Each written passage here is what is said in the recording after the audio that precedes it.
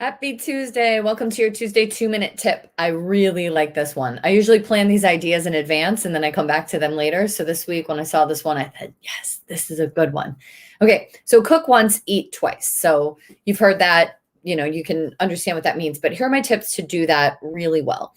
Number one, have a plan. So when you're cooking something once, you need to know that you'll cook it twice. So one of my favorite examples, I'm roasting a whole chicken. It's super easy to do, especially now if you're working from home. Put a chicken in the oven, you eat roast chicken that night.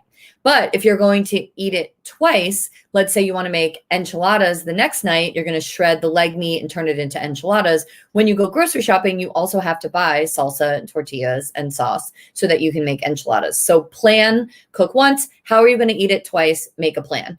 Number two, keep your leftovers separate. So maybe this is a meal you didn't really plan to eat twice, but you cooked too much roasted cauliflower and you have too much pesto.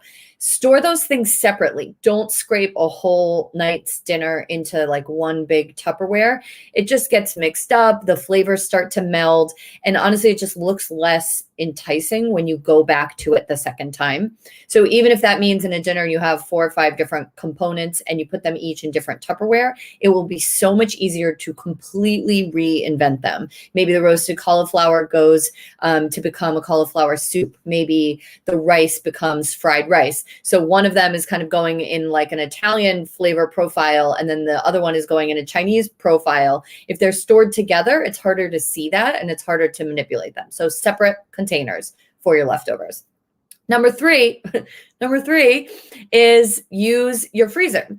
So cook once, eat twice doesn't mean that you have to have leftovers all week. But let's say you love chili, you make chili tonight, and then you don't want to have it again tomorrow and the next day and the next day. Make a double batch and put some in the freezer. But here's the thing.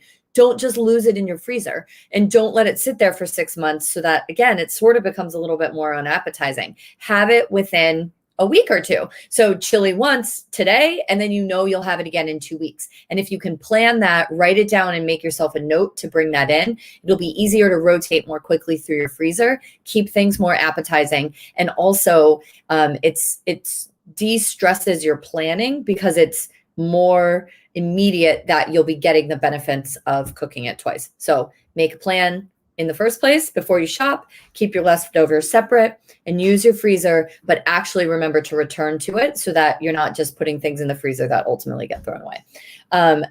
Put your email in here for more tips. Try the What's in the Fridge recipe finder, which is linked below, and I'll see you next week.